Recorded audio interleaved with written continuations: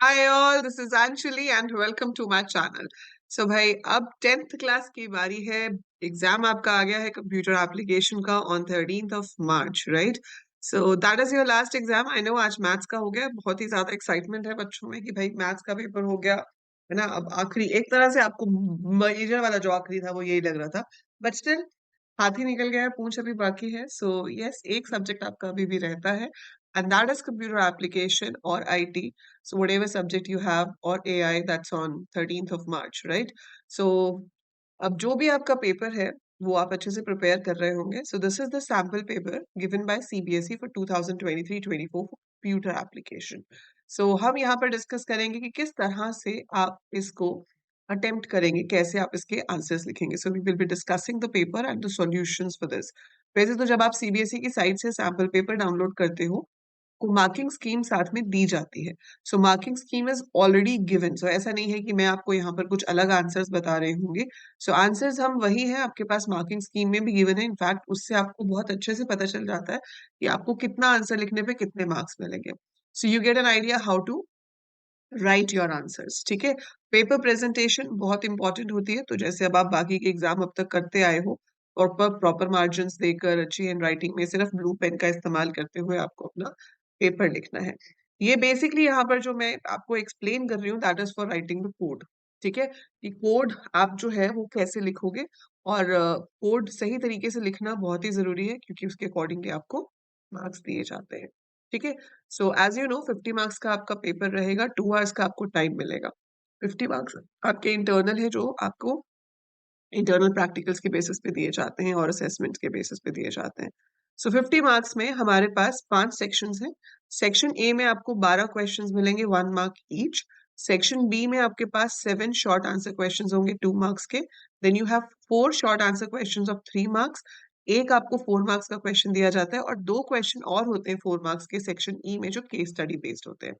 ये जो long answer question है ये यूजुअली एचटीएमएल कोड लिखने वाला ही होता है. इसमें आपको फॉर्म बनाने के लिए, टेबल बनाने के लिए या कोई भी एक पेज का डिजाइन दे दिया जाता है जो आपको क्रिएट करना होता है. ठीक है. सो लेट्स सी इस क्वेश्चन पेपर में क्या क्वेश्चंस है. सो पहला क्वेश्चन है द अक्रोनियम एसएसएच स्टैंड्स फॉर.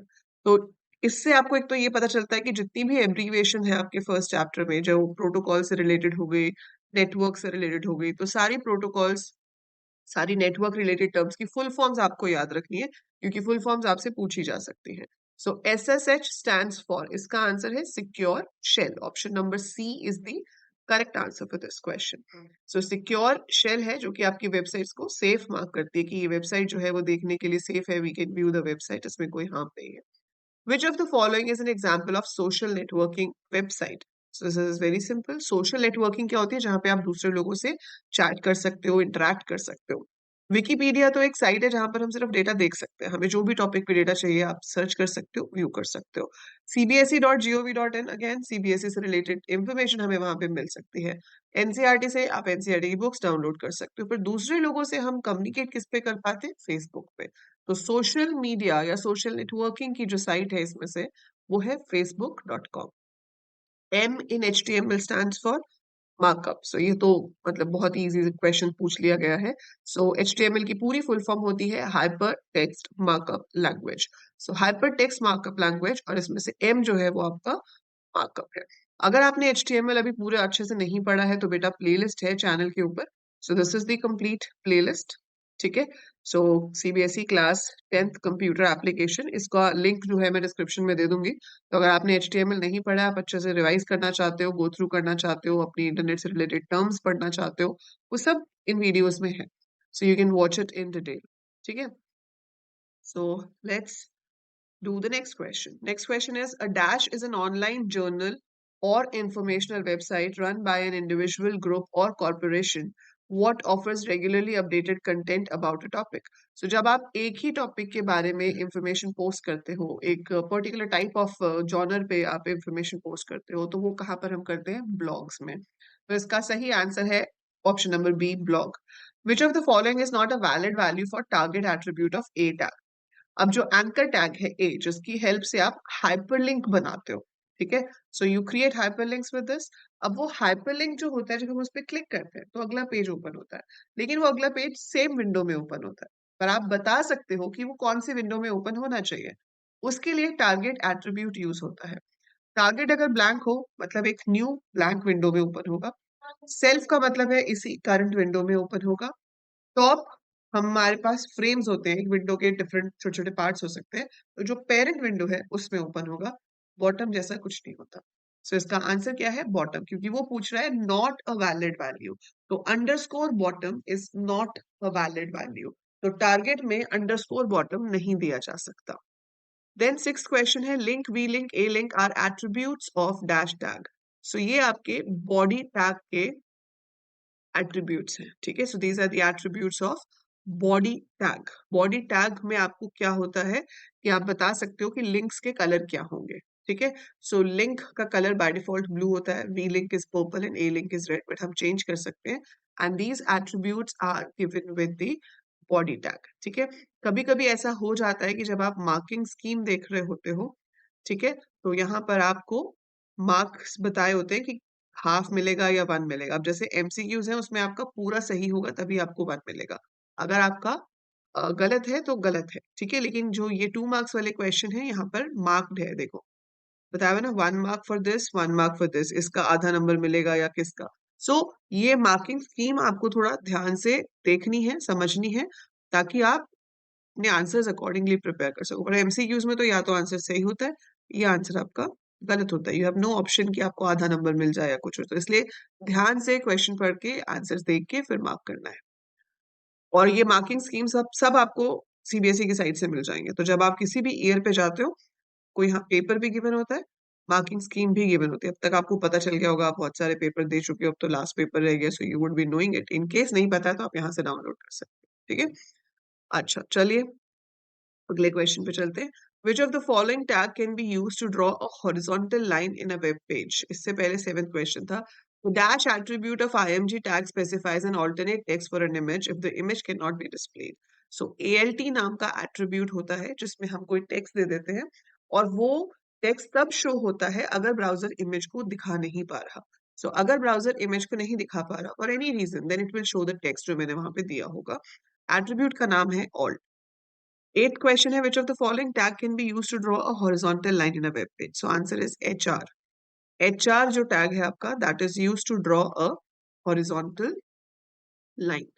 ठीक है, फिर है in HTML, DL, DD, DT tags are used to create description list. अब देखो सारी ऑप्शन सही लग रही है इसमें, है ना। आपको लगेगा कि डेफिनेशन लिस्ट भी कह सकते हैं, डिस्क्रिप्शन लिस्ट भी कह सकते हैं, पर जो इसकी एक्चुअल फुल फॉर्म है वो डिस्क्रिप्शन लिस्ट है। सो DL stands for description list। जो DT है that stands for data term and DD is data description। ठीक है, so description list है, उसके अंदर DT is data term, DD is data description। ठीक है, so ये आपका लिस्ट बनाने के काम आता है। A software dash is a legal instrument governing the use of redistribution of software। So software जब हम लेते हैं तो हमें उनका क्या मिलता है? License। So answer is license, a software license। दो क्वेश्चंस आपको असर्शन रीजनिंग के ऊपर बेस्ड आएंगे, जिसमें आपको एक स्टेटमेंट दी होगी, आपको देखना है कि वो सही है या नहीं, और अगर सही है तो क्या रीजन उसके लिए सही है या नहीं।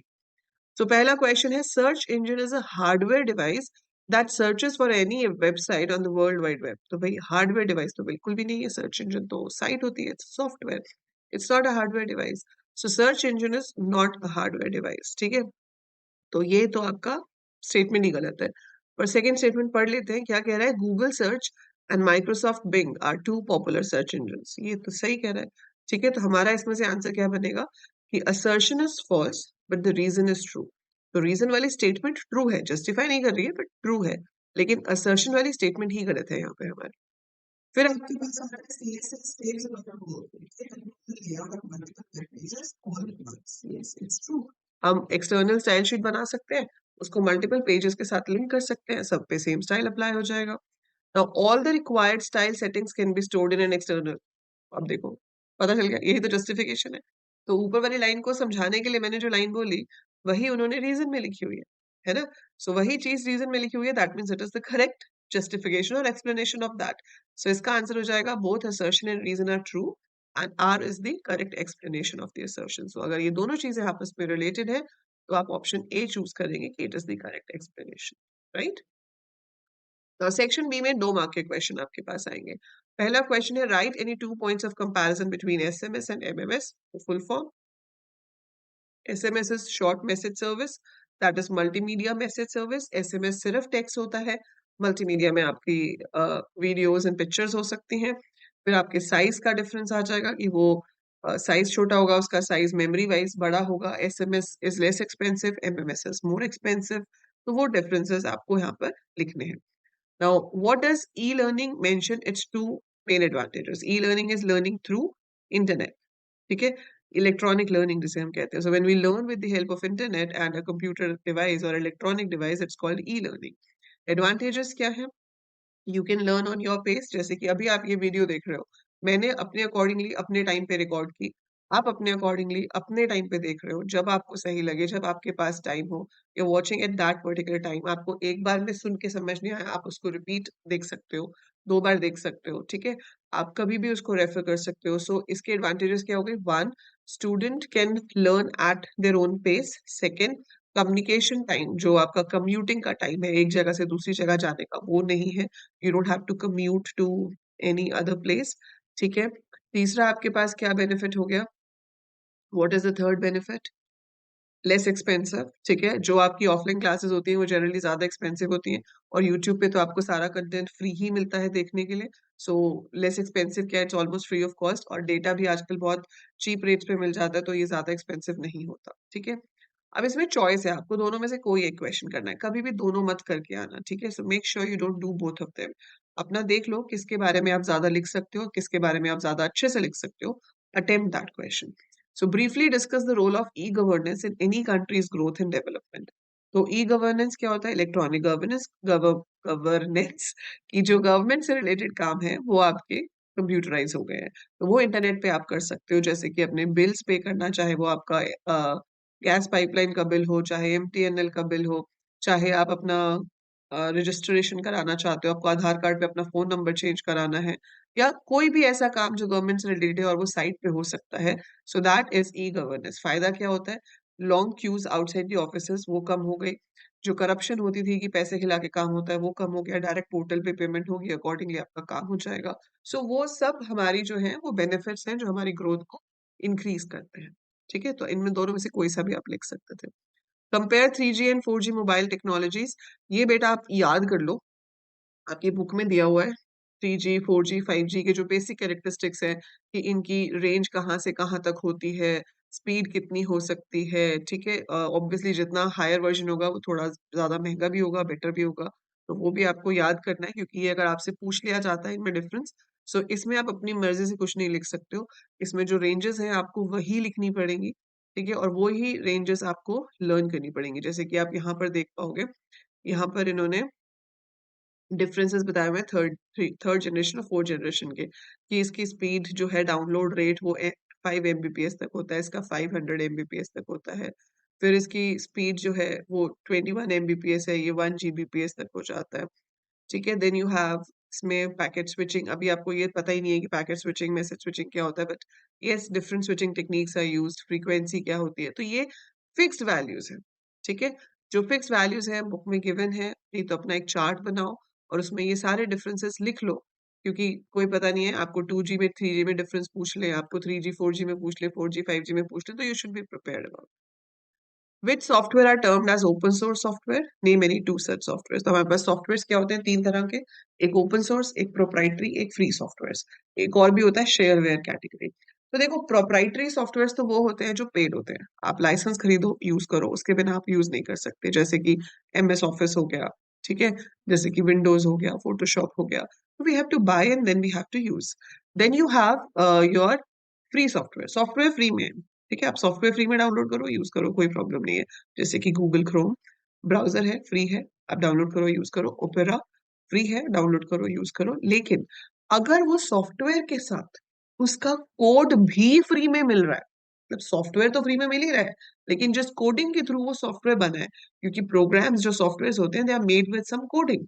अब वो कोड भी अगर हमें फ्री में मिलता है, जिसे हम सोर्स कोड कहते हैं, तो वो सॉफ्टवेयर को हम ओपन सोर्स सॉफ्टवेयर कहते हैं। So open source softwares are those softwares which are available for free along with the source code. Source code is also available for free, ठीक है। नेम सच सॉफ्टवेयर, एक तो आपका Mozilla Firefox, that's a web browser. So Mozilla Firefox एक ऐसा web browser है जो कि सॉफ्टवेयर भी हमें फ्री में मिलता है। देन ऑपरेटिंग सिस्टम्स में लिनक्स हो गया, यूनिक्स हो गया, पाइथन एक प्रोग्रामिंग लैंग्वेज है, ठीक है, वो भी आपको फ्री मिलती है, उसका कोड भी फ्री मिलता है। My SQL database management system है। सो ये कुछ एग्जांपल्स हैं, इसमें से दो तीन आप याद रख सकते हो। चॉइस आपके पास, what do you understand by intellectual property right? देखो, प्रॉपर्टी होती है जो आप ओन करते हो, इंटेलेक्चुअल मतलब जो इंटेलिजेंस से बनाई जाए, दिमाग से। सो मैंने कोई नया गाना लिखा, मैंने कोई पोएम लिखी, मैंने कोई बुक पब्लिश की, ये जो वीडियो मैं बना रही हूँ, I am explaining you this, ये मेरा अपना थॉट है, अपना प्रोसेस है एक्सप्लेन करने का, मेरी खुद की वीडियो है। So this is my intellectual property. So nobody can use it without my permission for redistribution. So redistribution मतलब किसी और को आगे पास करने के लिए बिना मेरी परमिशन के वो यूज अगर करते हैं तो वो गलत कर रहे हैं, ठीक है। अगर कोई और चैनल मेरी वीडियो के क्लिप्स अपने चैनल पे डाल देता है और उसको मोनेटाइज करता है, तो मैं उसे कॉपीराइट स्ट्राइक दे सकती हूँ और वो चैनल बंद हो जाएगा, उनको फाइन भी देना पड़ेगा। सो इंटेलेक्चुअल प्रॉपर्टी राइट्स जो है वो होते हैं कोई भी चीज जो हम इंटेलेक्चुअली क्रिएट करते हैं, which could be scientific inventions, which could be a book, poem, anything like that. So intellectual property आप कॉपीराइट के थ्रू प्रोटेक्ट कर सकते हो, पेटेंट के थ्रू प्रोटेक्ट कर सकते हो और ट्रेडमार्क के थ्रू कर सकते हो। सो एक तो कॉपीराइटिंग एंड लाइसेंसिंग हो जाता है प्रोटेक्ट करने के लिए, जो कि सॉफ्टवेयर पे और हमारी वीडियोस पे इन सब पे मिलता है। पेटेंट होता है साइंटिफिक इन्वेंशंस के ऊपर, कि अगर हमने कोई साइंटिफिक इन्वेंशन की है तो हम गवर्नमेंट के पास अपने पेपर्स डॉक्यूमेंट्स देते हैं, फिर हमें उस पर पेटेंट मिल जाता है, nobody else can use our formula, create the similar thing. Then trademark होता है, जैसे हम लोगो बनाते हैं, टैग लाइन बनाते हैं, वो आप रजिस्टर कराना चाहते हो कि कोई और आपके लोगो को यूज ना कर सके। सो that is an intellectual property. So it can be saved with the help of copyright, patent and trademark. Mention any two purposes of using comments while designing an HTML web page. Comment क्या होता है? एक ऐसा code जो हम लिख देते हैं लेकिन वो मैप नहीं होता, मतलब उसके बदले में कुछ दिखता नहीं है स्क्रीन पे। तो एक कमेंट लिखने के लिए हमें क्या करना पड़ता है? एक साइन यूज करते हैं हम, लेस देन, एक्सक्लेमेशन मार्क, ऐसे, इसमें कुछ भी लिखो और बंद कर दो। सो ये क्या है? एक HTML कमेंट। कमेंट का मतलब है नॉन एग्जीक्यूटेबल कोड। तो जब आपका वेब ब्राउजर इसको रीड करेगा, वो उसको इग्नोर कर देगा, उसकी जगह पर आपके वेब पेज पे कुछ नहीं दिखाया जाएगा। सो कमेंट यूज करने का पर्पस क्या है? एक पर्पस तो हो गया कि हम खुद की रेफरेंस के लिए, एज अ डेवलपर मैं अपनी रेफरेंस देना चाहती हूँ, मतलब मैंने कोई कोड लिखा है अभी, पर मैं लेटर ऑन सोचना चाहती हूँ कि भाई मैंने क्यों लिखा था। सो मैं खुद को अपना ही बताना चाहती हूँ, एक्सप्लेन करना चाहती हूँ, when did I create that, तो मैं वहां पे कमेंट दे देती हूँ, सो दैट लेटर ऑन जब मैं उस पेज के कोड को देखूं तो मैं पता कर सकूं why did I write it. So first point क्या हो गया? For giving references for a later time, ठीक है, और giving references to a fellow programmer, कि कोई दूसरा प्रोग्रामर मेरा कोड देख रहा है तो उसको समझ आ जाए मैंने ऐसा क्यों किया हुआ है। Second is you have some code which you don't want to work temporarily. कुछ टाइम के लिए आप चाहते हो कि वो कोड काम ना करे, तो इफ यू वांट कि टेम्परेरीली वो कोड काम ना करे तो आप उसे कमेंट कर सकते हो, rather than deleting from there, कि अभी नहीं चाहिए पर हो सकता है बाद में कभी चाहिए हो, तो हम रिमूव नहीं कर रहे हैं, हम कमेंट कर देते हैं। तो अभी जब तक हम उसका कमेंट नहीं हटाएंगे वो कोड वर्क नहीं करेगा। सो टेम्परेरी कोड को बंद करने के लिए भी हम उसको कमेंट कर सकते हैं। So those are the purposes of giving an HTML comment. Tavisha has got confused with a few tags and their attributes. Help her match the tag. ये तो सबसे easy question है, ऐसे questions आए तो these are more scoring क्योंकि इसमें सीधे सीधे points मिलते हैं, theory है नहीं। Font का attribute होता है face, which tells you the writing style. A is your hyperlink tag, इसमें हम href देते हैं to specify the file name कि कौन सी फाइल open होनी चाहिए। H1 is your heading tag, heading को हम align कर सकते हैं, तो H1 के साथ align हो गया। और TD is your table data, इसके साथ कॉल स्पैन होता है। कॉल स्पैन रो स्पैन की प्रैक्टिस अच्छे से करके जाना क्योंकि इसके ऊपर क्वेश्चन पक्का 100% आएगा ही आएगा, ठीक है। 18th में आपके पास चॉइस है कि mention any to attributes of font tag along with their purpose. Font के एट्रीब्यूट ही तीन होते हैं गिन के हमारे पास, है ना। अगर आप देखो तो font tag has only three attributes, एक होता है फेस, एक होता है साइज, एक होता है कलर। तो आप कोई भी दो यहाँ पर एक्सप्लेन कर सकते हो। Face is the writing style, writing style में हम एग्जाम्पल क्या दे देंगे, जैसे कि टाइम्स न्यू रोमन हो गया, एरियल हो गया, ठीक है, ये क्या है? Writing styles. साइज जो है वो 1 से लेकर 7 तक हो सकता है। डिफॉल्ट साइज जो होता है वो हमारा 3 होता है। ये नंबर्स आपको याद रखने हैं क्योंकि आपको फिल इन द ब्लैंक्स या एमसीक्यू में भी पूछे जा सकते हैं। So by default the font size is 3 and highest could be 7, lowest is 1। Colour में आप सिर्फ कलर का नाम दोगे, red, green, blue, whatever. So जो भी कलर आप दोगे वो आपके टेक्स्ट का कलर हो जाएगा। तो जो भी टेक्स्ट हमारा फॉन्ट टैग के अंदर है, whatever you have written here, font के बंद होने तक, तो वो उसी कलर में आएगा। तो लाइक इसमें क्या होगा, hello will come in green colour, है ना। तो आप एक एग्जाम्पल भी दे सकते हो छोटा सा आपका, ताकि आपका आंसर अच्छा लगे, पेपर प्रेजेंटेशन और बेटर लगे। Now write suitable HTML statements to display the following text on a web page in appropriate subscript and superscript। बताओ कितना इजी क्वेश्चन, उन्होंने बोल भी दिया कि भाई सबस्क्रिप्ट और सुपरस्क्रिप्ट फॉर्म यूज करना है, ठीक है। अब जब ऐसे पूछा जाए एक लाइन लिखने के लिए, तो वहां पर आपको पूरा कोड नहीं लिखना है, ठीक है। You don't have to write the complete thing कि आप पहले HTML लिखो, हेड लिखो, उस सब की जरूरत नहीं है। CO2 लिखा है, CO2 के लिए आप सीधा लिख सकते हो CO सब टू एंड सब क्लोज, ठीक है। सो टू आपका नीचे आ गया। फिर क्या लिखा है, X2, तो इसके लिए हम लिख सकते हैं X SUP to SUP close, ठीक है। सो सब हो गया एंड सब हो गया, सबस्क्रिप्ट या सुपरस्क्रिप्ट, ठीक है। क्लियर। अब सेक्शन सी, 3 मार्क्स ईच। यहाँ पे भी कुछ कोडिंग से रिलेटेड क्वेश्चंस हैं, जैसे कि दिखा है, Ronaldo a web designer in a startup company wants to give headings in a web page through H1 tag. Additionally, he wants to implement following styles on the all H1 tag of the same one web page at one go. देखो एक web page में बोला है, सारी जगह पर कहीं पे भी H1 हो उस वेब पेज में, तो ये स्टाइल अप्लाई होना चाहिए। तो सबसे पहली चीज आपको यहाँ पे सोचनी है कि कौन सी वाली स्टाइल शीट यूज होगी, इनलाइन, एम्बेडेड या एक्सटर्नल। वन वेब पेज के लिए बोला है तो I am going to use embedded style sheet. So एक पेज में जहां कहीं पे भी H1 है वहां पे ये स्टाइल अप्लाई होना चाहिए। So it should be H1 के ऊपर एम्बेडेड। अब क्या कह रहा है, कलर ब्लू होना चाहिए, background colour yellow, border of heading 2 pixel in red. He is not able to implement the above mentioned additional styles of H1 tag through regular HTML code. Suggest him a way to help him writing the same code.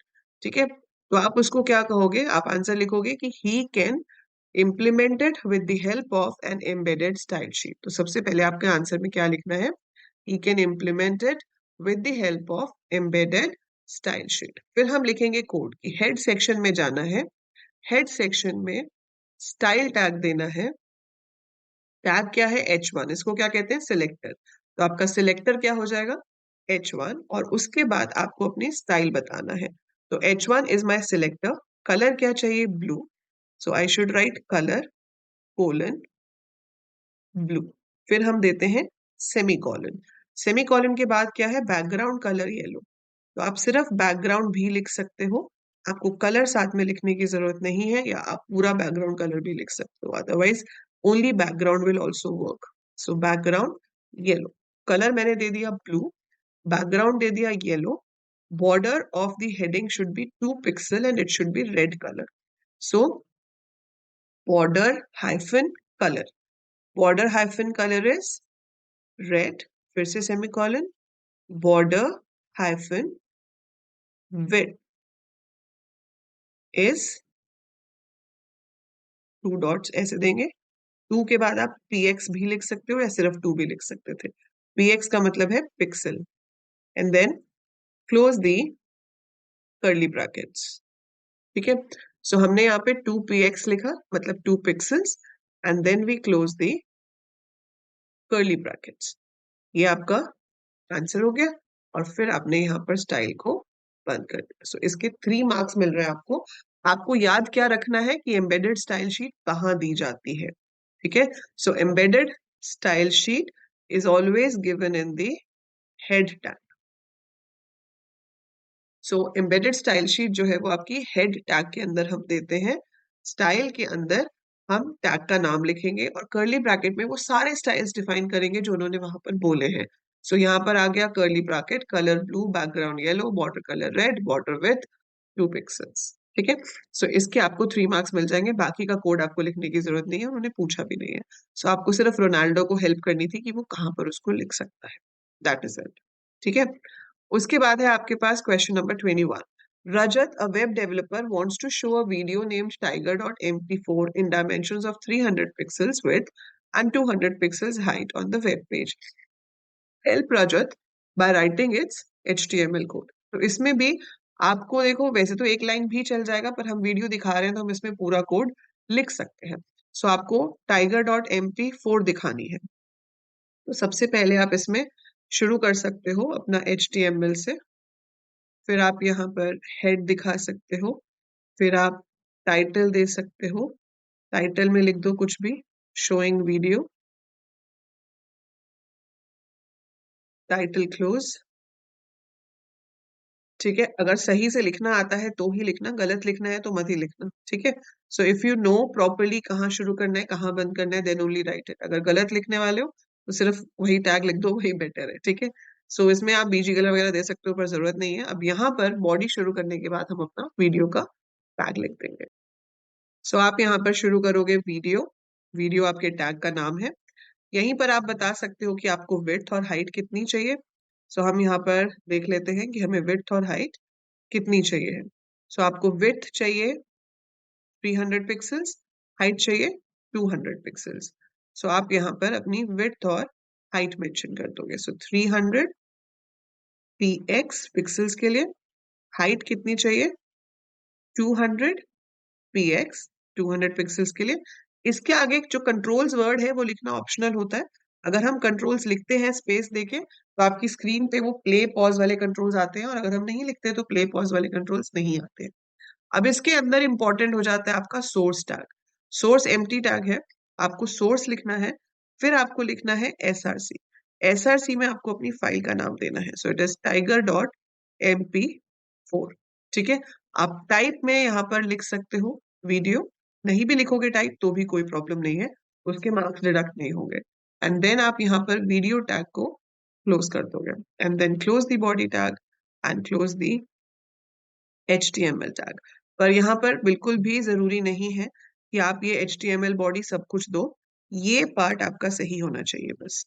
तो आप avoid करना चाहते हो तो इसको avoid भी कर सकते हो, लिखना चाहो तो लिख भी सकते हो, बट इस चीज पे मेन फोकस करना है आपको। This has to be correct. ठीक है। सो बहुत सिंपल सा टैग है। अगर ऑडियो होता, अगर आपको बोला जाता साउंड पुट करो, तो वीडियो की जगह ऑडियो आ जाएगा। उसकी विड्थ और हाइट होती नहीं है, वीडियो की होती है। ऑडियो में तो आपको विड्थ और हाइट देना ही नहीं है, बाकी सोर्स आप उसमें भी इसी तरीके से दे सकते हो। ठीक है।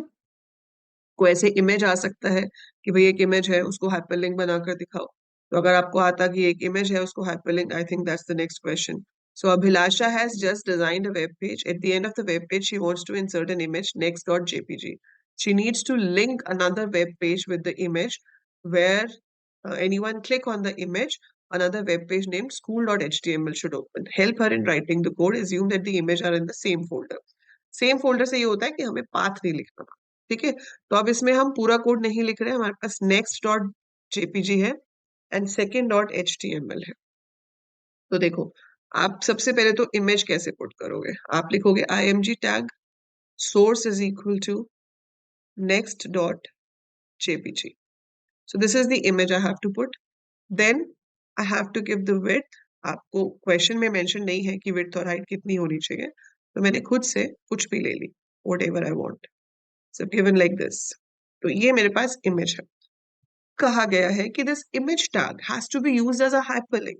तो इमेज को हाइपरलिंक की तरह यूज करना है तो हम यहाँ दे देंगे a href is equal to name of the file which you want to open. आप कौन सी फाइल ओपन करना चाहते हो, second dot html, और a टैग आपकी इमेज के बाद बंद होगा।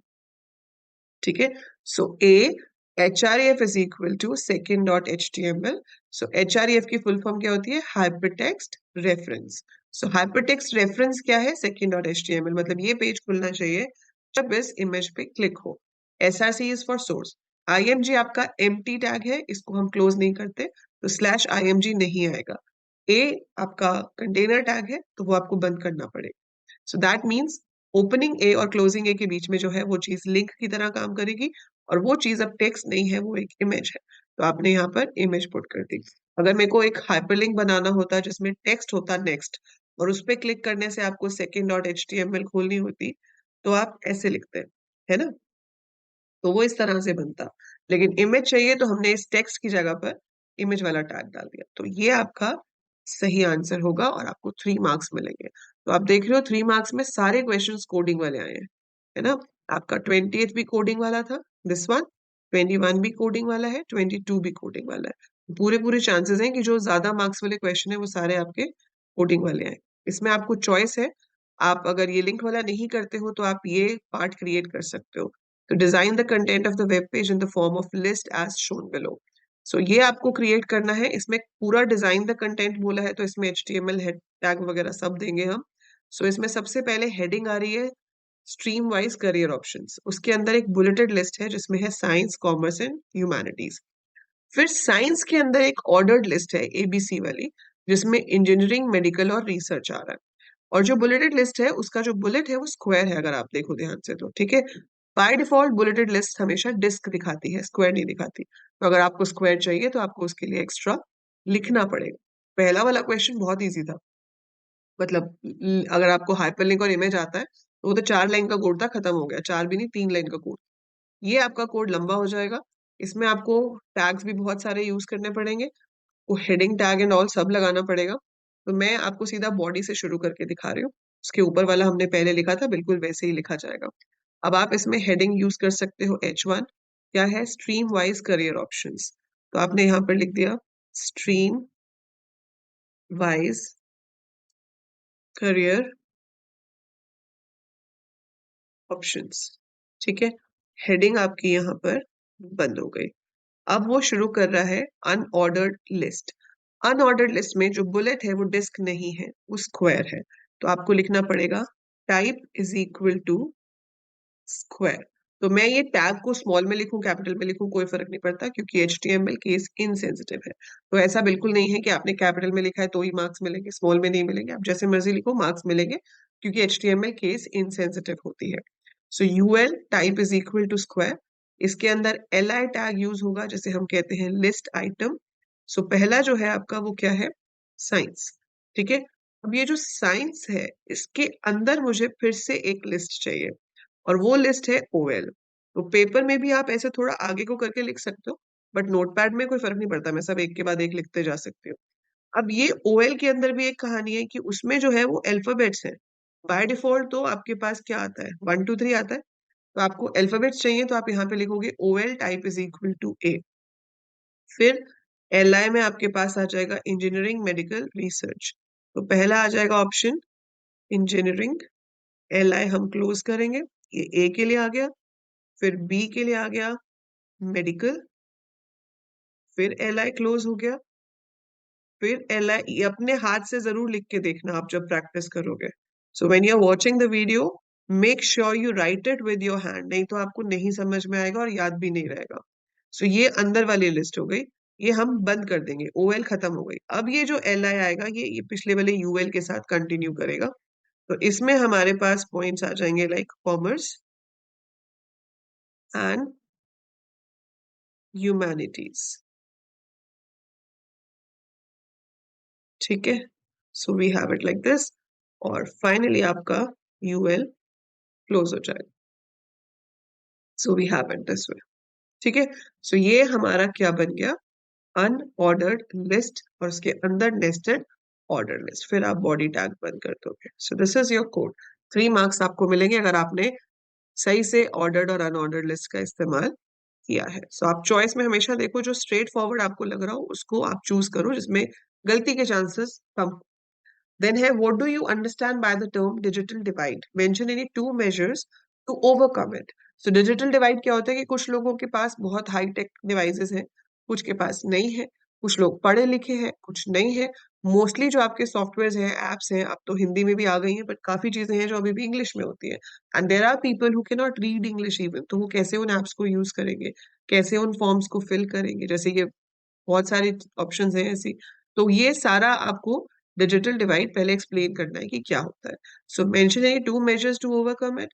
कि लोगों को लिटरेट किया जाए, लोगों को सिखाया जाए। दूसरा कि जो इंटरनेट है वो चीपर प्राइसेस पे अवेलेबल कराया जाए ताकि ज्यादा से ज्यादा लोग उसको यूज कर सके। तो जो गैजेट्स हैं they should be available at N economical price so that people can buy it, people can use it. ठीक है। अब सेक्शन डी में आपके पास जनरली चॉइस होती है, दो क्वेश्चन जैसे यहाँ पे दिए हुए हैं कि या तो आपको इसका कोड लिखना है या फिर आपको इसका कोड लिखना है। पर आप ये हमेशा सोच के मत जाना कि चॉइस आएगी टेबल और फॉर्म के बीच में। जनरली ऐसा होता है, but you should be prepared for both. ठीक है। तो अब ये फॉर्म आपको बनाना है। Customer analytics firm needs to design a survey form as shown below, write the HTML code to design it. तो सबसे पहले तो देखो ये क्या है, आपका टेक्स्ट फील्ड, ये है ड्रॉप डाउन लिस्ट और ये है चेक बॉक्सेस। सो तीन ही चीजें यहाँ पर हैं जो हम इस्तेमाल कर रहे हैं। ठीक है। तो फॉर्म आपको बनाना है। फॉर्म बनाने के लिए आप ऊपर HTML हेड टाइटल लिख लोगे, फिर आप शुरू करोगे बॉडी टैग। बॉडी टैग के अंदर आपका शुरू होगा फॉर्म टैग। अब फॉर्म टैग के अंदर आप लिखना चाहते हो नेम। ठीक है, हमने लिख दिया। अब नेम के सामने जो आ रहा है वो टेक्स्ट फील्ड है। तो we have input tag to create a text field. Input type is equal to text. इसके एट्रीब्यूट्स बहुत सारे होते हैं, हम नेम भी लिख सकते हैं, हम वैल्यू भी लिख सकते हैं, पर हम यहाँ पर सिर्फ साइज देके छोड़ रहे हैं। जरूरी नहीं है कि आप सारे फील्ड्स लिखो, it has number of fields. So मैंने यहाँ लिखा नेम, इसके आगे लिखा input type is equal to text, size 30, मतलब 30 साइज का बॉक्स आपके सामने बन के आ जाएगा। देन हमने लिखा BR to go to the next line. अपने आप से वो नेक्स्ट लाइन पे नहीं जाता, आपको लेके जाना पड़ेगा। फिर क्या लिखा है, सिटी।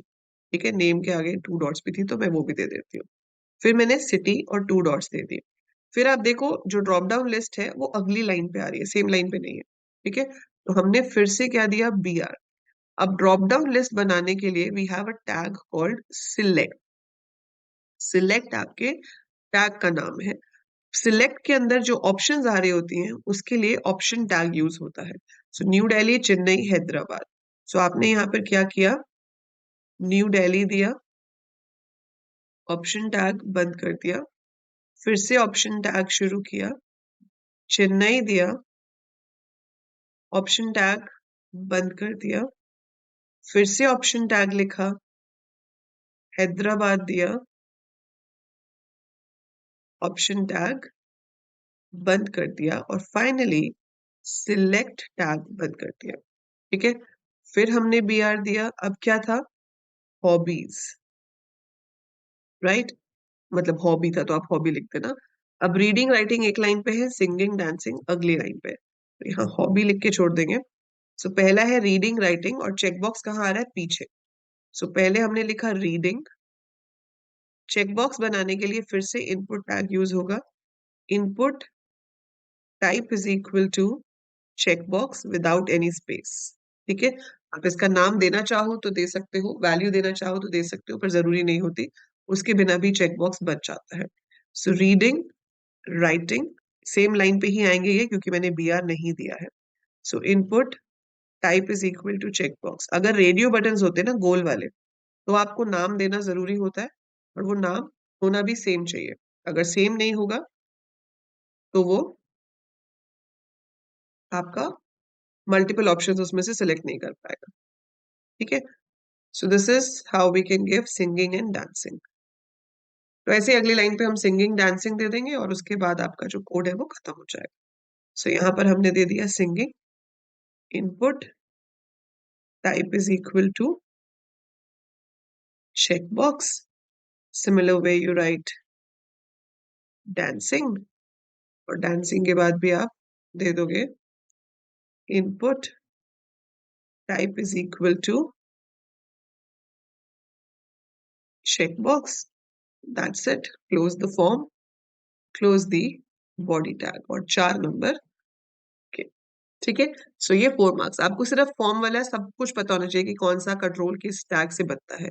सो मोस्टली तो इनपुट से ही बनते हैं, टाइप पता होना चाहिए कि उसके टाइप में क्या देते हैं।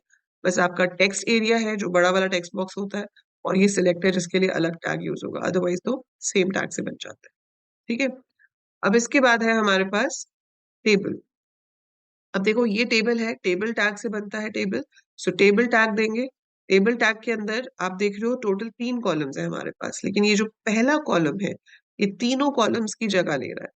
तो मतलब इसमें जो लिखा हुआ आ रहा है वो colspan is equal to 3 में आना चाहिए। तो रोज कितनी है? 1, 2, 3, 4, 5।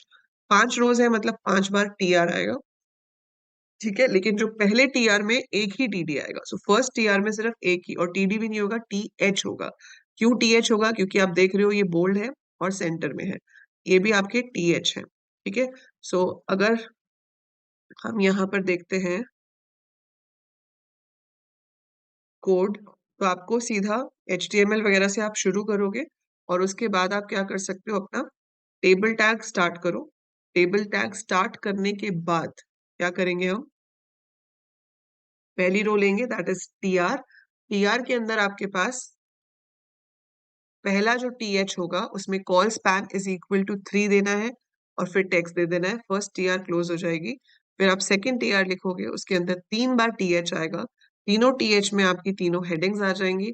उसके बाद टीआर क्लोज। फिर जो बाकी की रोज हैं वो आप टीआर टीआर करके दे सकते हो, और जो डेटा है वो टीडी के अंदर आएगा। सो नॉर्मली अगर आपको टेबल के ऊपर बेस्ड क्वेश्चन आता है तो वो बेस्ड होगा रो स्पैन या कॉल स्पैन के ऊपर ही। तो रो स्पैन कॉल स्पैन उसमें यूज हो रहा होगा। तो ये आप कोड खुद से लिख के मुझे कमेंट्स में डाल के दिखाओगे। वैसे HTML कोड है, कमेंट्स में नहीं आएगा, but I hope you understand it कि ये किस तरह से होगा। सो टीआर में TH कॉल स्पैन 3, फिर अगले टीआर में 3 TH, उससे अगले टीआर में ये तीनों TD में आएंगे, फिर ये TD में, और फिर ये TD में। तो आप इसको बना के देखना और मुझे बताना कमेंट्स में कि किस किस का बन गया। ठीक है, बाकी मार्किंग स्कीम तो आपके पास है ही। आई हैव टोल्ड यू कि मार्किंग स्कीम तो आप यहाँ से डाउनलोड कर ही सकते हो।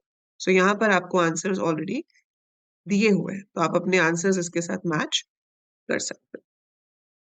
ठीक है, इट्स मेंशन हुआ है, fine, but just try to make it yourself once.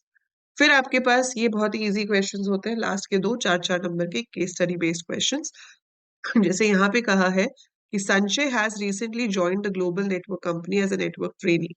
Help Sanjay by suggesting the best suitable answers for the following issues which needs to be resolved. A company wants to engage employees in some online fun-filled activities to strengthen their interpersonal skills.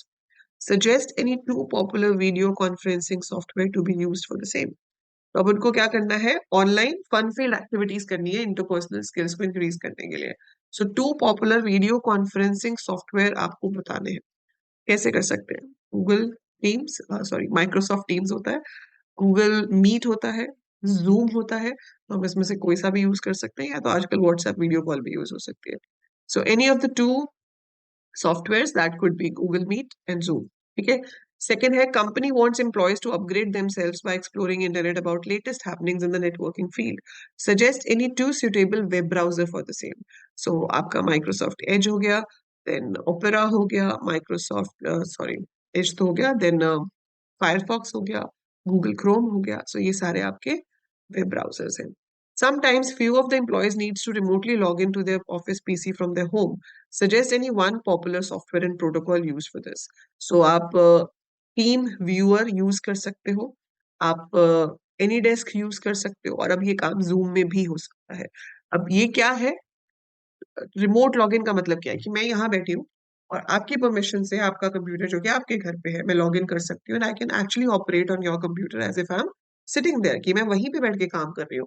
मैं इस तरीके से उसको operate कर सकती हूँ, and obviously वो आप मुझे परमिशन दोगे, आप मुझे कोड बताओगे, तभी मुझे वो एक्सेस मिलेगा, ऐसे नहीं कर सकते। ठीक है, अब इसके लिए जो प्रोटोकॉल यूज होता है उसका नाम है telnet, TELNET। Telnet is the remote log in facility, जिसकी हेल्प से हम दूसरे सॉफ्टवेयर में, दूसरे कंप्यूटर में लॉग इन करके उसे यूज कर सकते हैं। Now company wants its employee to be safe while entering their login credentials and bank account details on the internet. Out of HTTP and HTTPS, which protocol should be preferred and why? So it's HTTPS, क्योंकि S का मतलब ही यहाँ पे secure है. So this S stands for secure, इसलिए HTTPS protocol हमें use करना चाहिए। सो 4 नंबर बहुत सिंपल था, अगर आपको बेसिक नॉलेज है इंटरनेट की तो भी आप इसे आंसर कर सकते हो। लास्ट क्वेश्चन है, it is an era of internet and we as an netizen spend most of our time in the cyber world. So Soumya, class 10 student, is new to cyber world. Suggest any two etiquettes which she should follow in order to become a good netizen. So she should respect others' privacy. She should respect others' time. She should not post any hatred comments about any religion or a person in specific. Then, as the last day was approaching, so one of her friends has just submitted the science project by copying and pasting from the internet without even acknowledging the original source. Is this the right act or wrong? Obviously wrong. आप सिर्फ किसी और का copy करके चेप रहे हो तो गलत काम है. Name the term. तो इसको हम कहते हैं plagiarism.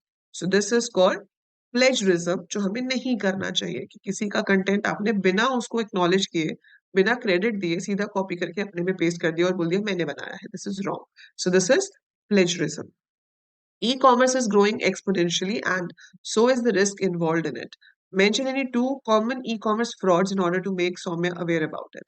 एक तो प्रोडक्ट की क्वालिटी खराब हो सकती है. सो हमेशा जब भी आप कुछ बाय करो, always watch the reviews, always read the reviews and buy from a trusted website. ठीक है. So we can see the pictures, pictures में अच्छा लग सकता है लेकिन जब सामने प्रोडक्ट आता है इट्स नॉट गुड. सो इसलिए उन्हीं साइट से बाय करना चाहिए जहाँ पे रिटर्न की फैसिलिटी भी हो या कुछ ऐसे ऑप्शन हो. So one is you could get a faulty product. Second thing is they might misuse your card details. So make sure कि आप अपनी card details हमेशा एक safe site पे ही enter करो. Then suggest her any two precautions to be taken while using e-commerce. So never save your card details. One, ठीक है. Second, always visit trusted e-commerce sites with HTTPS. ठीक है. हमेशा उसी पे ही आपको visit करना चाहिए. And always use a firewall or an antivirus which can protect your computer from fraudulent websites. Okay, so these are the answers to these questions and that's it. That is your paper. So हमने यहाँ पर अभी 50 minutes में पूरा paper discuss कर लिया है. जब आप लिखोगे तो आपको obviously थोड़ा टाइम ज्यादा लग सकता है. सो 2 घंटे का टाइम मिलता है. अगर आप अच्छे से पढ़ के गए हो 1.5 घंटे में आपका पेपर हो जाना चाहिए और फिर उसको अच्छे से आप रिवाइज कर सकते हो. So that is it with this paper. I'll see you in the next video with another paper. सो जाने से पहले वीडियो को लाइक जरूर कर देना, share with all your classmates and channel subscribe कर लेना अगर आगे जाकर 10th के बाद कंप्यूटर्स में कुछ भी पढ़ने वाले हो, CS, IP, IT, और इवन अगर आप सिर्फ साइंस लेने वाले हो और सोच रहे हो कि आगे जाके बीटेक इन कंप्यूटर साइंस करेंगे या बीटेक इन IT करेंगे, so everything is available on the channel. So do subscribe it because अगर आप कंप्यूटर फील्ड में रहने वाले हो तो it is going to be very useful to you in your future also. So share it, subscribe it, and prepare well for your exam. Bye.